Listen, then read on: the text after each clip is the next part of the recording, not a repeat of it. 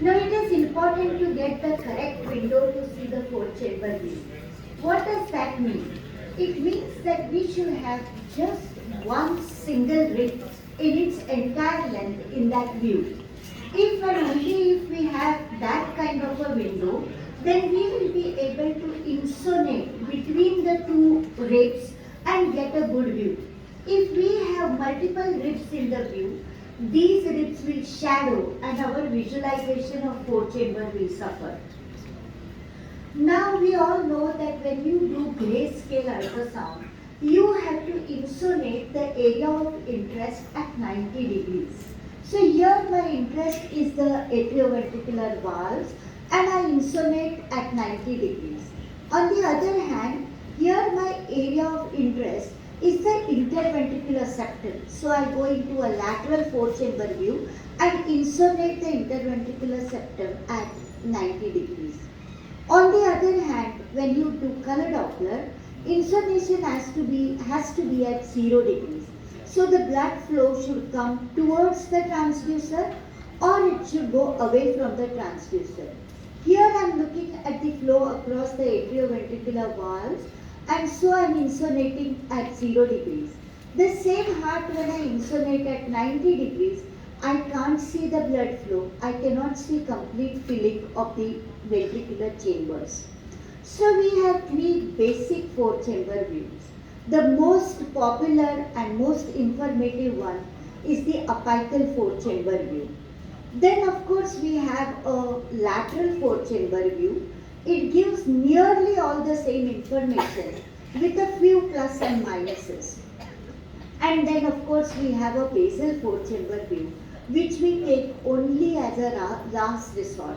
It is a good view to visualize the pulmonary veins and maybe even the atrioventricular valves, but beyond that there is not much of information coming on the basal four-chamber view. Now if you look at the ISWA practice guidelines, it is not just enough to look at the four chambers. We have to look at a whole lot of other things on the four-chamber view for making a good diagnosis. So the first important thing is to determine the fetal laterality. We want to know which is the left and right side of the fetus.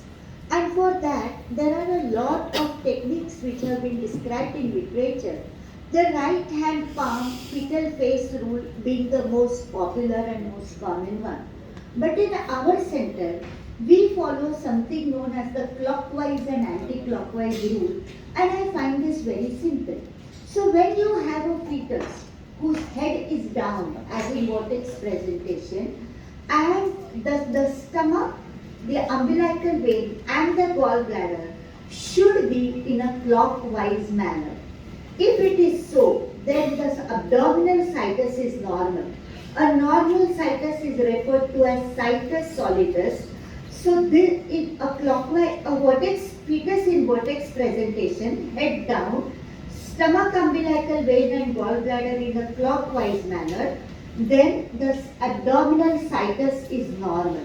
In other words, it means that the stomach is to the left of the fetus. On the other hand, if we have a fetus with breech down, the stomach, umbilical vein and the gallbladder should be seen in a clockwise, anti-clockwise manner. Then the situs is normal and the stomach is to the left of the fetus. Now when we see the abdomen perimeter section, I would urge you to look at the relationship of the aorta and the inferior vena cava in the abdomen. If you were to divide the abdomen perimeter section into two halves, the aorta lies to the left of the midline and is very close to the spine. The IVC lies to the right of midline and anteriorly. If this relationship is lost, then we are probably looking at isomerism. So this is the clue to isomerism on the abdominal perimeter section. So having looked at the abdominal situs, confirmed that it is solidus, now we know that the stomach is to the left of the fetus. We go up into the thorax and confirm that the apex of the heart points to the same side as the stomach. so we know that the heart is pointing towards the left. If we were to look at the thorax, the fourth chamber view, and divide the thorax into two halves, we will notice that 2/3 of the heart lies to the left of this line and only 1/3 lies to the right. So this particular position of the fetal heart within the thorax is referred to as levocardia. That is the normal position of the heart. Now whenever the heart is shifted further left, this is known as levo position, and this typically happens when we have a CPAM on the right side or we have a right-sided hernia. Sometimes the heart may be pushed to the midline. This typically happens in congenital high airway obstruction. The lungs become large and they push the heart into the midline. So we have a mid-pose heart or mesocardia. And the other thing that we may have is heart located within the right side of the thorax. This is dextro position. Now dextro position is a situation where the heart is pushed to the right but the apex of the heart is still pointing to the left. And this happens when we have a left-sided CPAM or we have a diaphragmatic hernia. So if you look at the position of the heart on the fourth chamber view, we have levocardia, which is normal. Levo position when the heart is shifted to the left. Mesocardia when the heart is centrally located. Or we have dextrocardia where the heart may be in dextro position, just pushed to the right with the apex pointing left. Or the heart may be a mirror image of the left-sided heart. So this is referred to as a mirror image dextrocardia. So in this situation, the left ventricle goes to the right of the fetus and the right ventricle is seen to the left of the fetus. There's another situation where the heart is seen to the right in the thorax, but here it is just a rotation of the normal heart into this position. As a result, the right ventricle is seen to the right of the fetus and the left ventricle is still to the left of the fetus, but the cardiac apex is pointing to the right, and this is known as dextroversion. Now all these things that we see with respect to the position, the version, the mirror image, why is it important? This is important because when we have levocardia with situs solidus, the incidence of cardiac anomalies is less than 1%. When we have a mirror image of this situation, a dextrocardia with situs inversus, the incidence of cardiac anomalies is about 2%. But on the other hand, when we have situs solidus with dextrocardia, the incidence of cardiac anomalies is 95%. And when we have situs solidus with levocardia, the incidence of cardiac anomalies is almost 100%. So this is another important thing that we need to look at when we do the fourth chamber view. Then we come to area of the heart. The heart occupies about 1/3 of the chest area. So the cardiothoracic ratio is about 0.3. Here we have a heart which is enlarged. It is enlarged because this fetus had a vein of Galen malformation and there was overload on the cardiac heart. So you can actually make out visually that the heart is enlarged, and then you can go ahead and calculate the cardiothoracic ratio. Sometimes some people like to calculate the circumference ratio, and this is typically 0.4 to 0.5. In day-to-day practice, we all like to calculate the diameter ratio. So the diameter of the heart is taken just below the level of the atrioventricular valves, and this diameter in millimeters most commonly corresponds to the gestational age in weeks, and then we take the ratio with the diameter of the thorax. So this ratio is normally 0.4. Then we go to cardiac axis, and Dr. Nihal just showed us how the cardiac axis is important. So the cardiac axis is the angle which the interventricular septum makes with the antero-posterior line of the thorax. Normally this is about 45 degrees, give or take 15 degrees. And if there is a altered cardiac axis, you can see over here it's 90 degrees and we have an AVSD. This also happens very typically in tetralogy of Fallot, a left axis deviation. So an axis deviation is pointed towards the cardiac anomaly. Next we look at the cardiac rate. Normal rate between 120 to 160 beats per minute, and anything on either side should be considered as abnormal. And then the cardiac rhythm. Now for the rhythm, again we need the 4-chamber lead. So what we do is we put the Doppler sample in the left ventricle very close to the crux of the heart. Now this is a very interesting area. During diastole, or let me say during atrial systole, the blood flows across the mitral valve into the ventricle across this area. And during ventricular systole, the blood is pumped across this area into the aorta. So this is one very interesting area which interrogates the ventricular inflow as well as ventricular outflow. And we get this typical waveform. So this M-shaped pattern is the flow across the mitral valve. And in this M-shaped pattern, this wave is known as the A wave because it happens because of atrial contraction. And this wave, the V wave, happens because of flow across the aortic valve. That is because of the ventricular system. So when we see this normal pattern of atrial contraction being followed by the ventricular contraction, atrial contraction being followed by the ventricular contraction, we know that the rhythm of this heart is normal. When we don't see this, then we can go ahead and look into the rhythm abnormality beyond that. Now we go to the actual 4 chambers. Are there 4 chambers or no? So this is an abnormal heart with only 2 chambers. Single atrium, single ventricle, single AV valve, and this is something which we need to look at when we see the 4 chambers. Having identified 4 chambers, we have to make sure that both the atria are similar in size and both the ventricles are similar in size, because if not, then we are dealing with some anomaly. Then we go on to identifying the individual chambers. So the chamber which is closest to the spine, the posterior most chamber, is the left atrium. The left atrium is ideally to be identified by the atrial appendage, but we barely see the appendages, atrial appendages in the fetal life. So then what do we look at? So one is the position.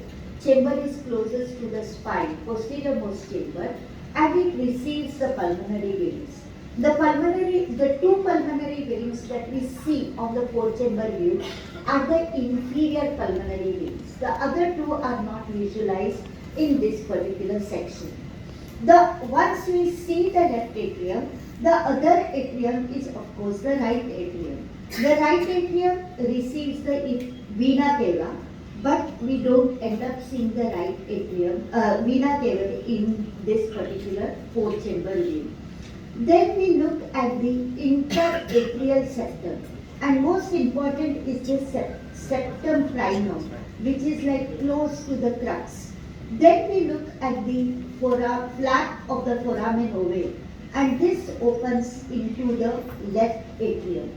Now we can also look at the flow across the foramen ovale, and the direction of flow is from the right to the left. So from the right atrium into the left atrium. Sometimes we may see this flow in the reverse direction on color and we may be confused. But this actually is the flow across the coronary sinus. We know that the coronary sinus lies in the atrioventricular groove behind the left atrium. And sometimes we may see the flow, especially if we are scanning beyond 24 weeks of gestation. We may see the flow in the coronary sinus and we may be confused whether there is reversal of flow across the foramen ovale. So we have to be sure about this when we scan. Now here we have a flap valve which is projecting into the left atrium and occupies more than 50% of this area, and this is aneurysm of the flap valve, and this can cause certain hemodynamic changes because of which the ventricular size may change and we may have a whole lot of other problems that go with it.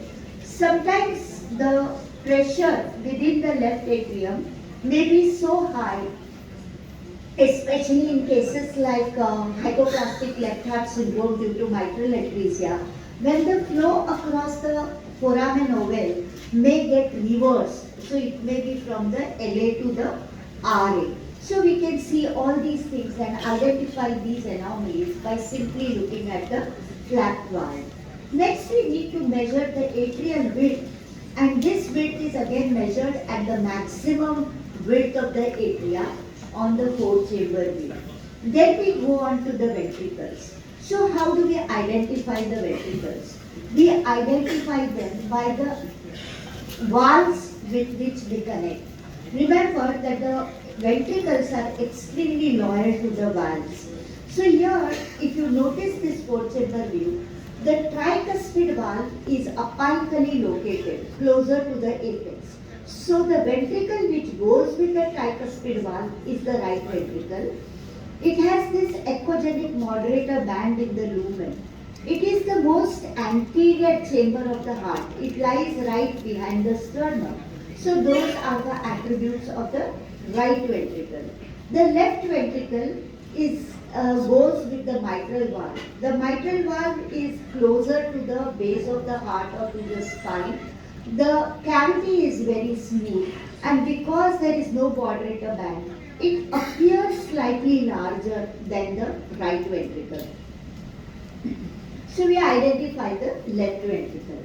Next we look at the atrioventricular valves. Now the atrioventricular valves, that is the tricuspid valve, the mitral valve, the membranous portion of the interventricular septum, and the septum primum part of the interatrial septum, these form the crux or the center of the heart. The two valves, we should look at them and confirm that they open completely and they close completely. Now we can look at the flow across the atrioventricular valves. We need to make sure that there is no stenosis, no regurgitation across the atrioventricular valves.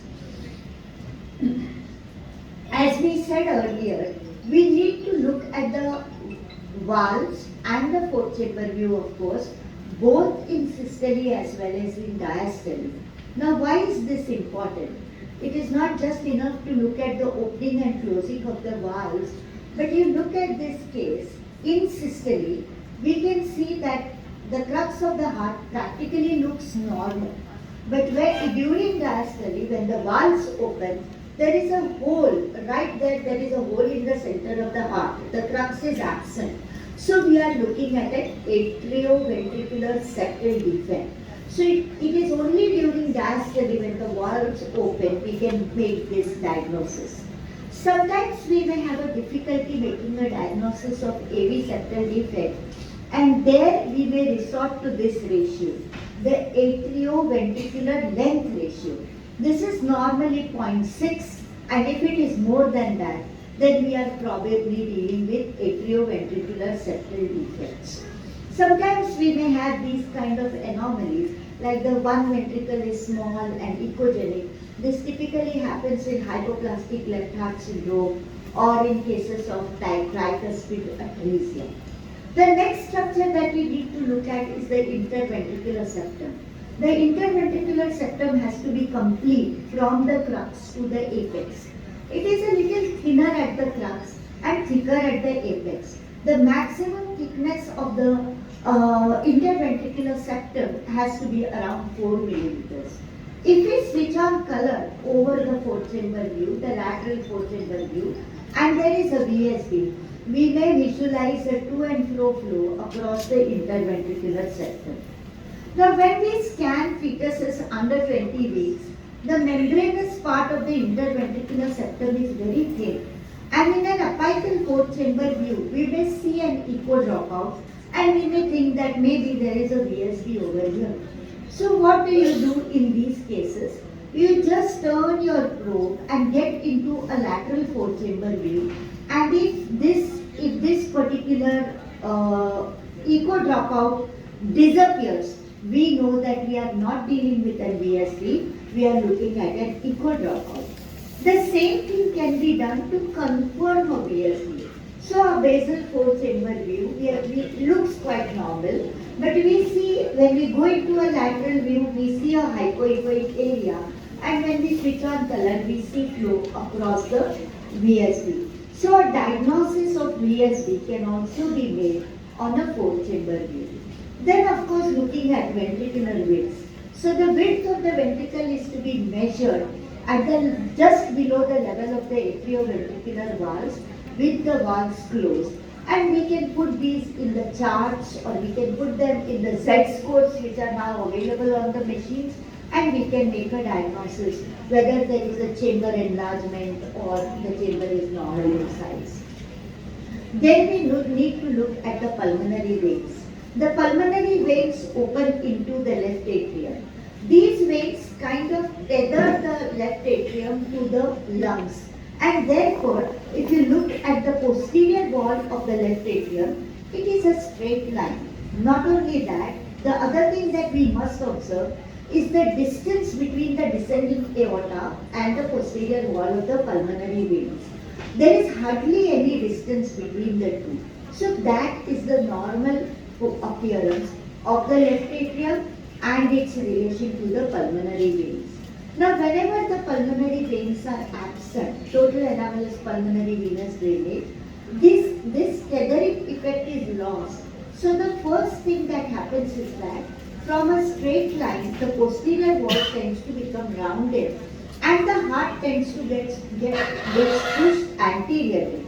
So the distance between the descending aorta and the wall of the left atrium, it increases.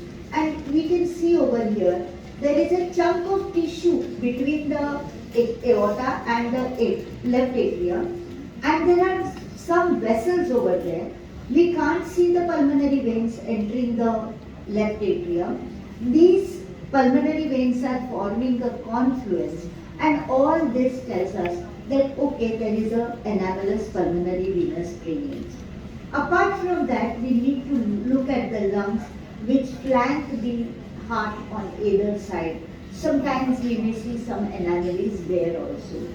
So, having done all this, we need to do a bit of color Doppler and pulse Doppler, take the spectra across the mitral and tricuspid valves, confirm that these are normal too.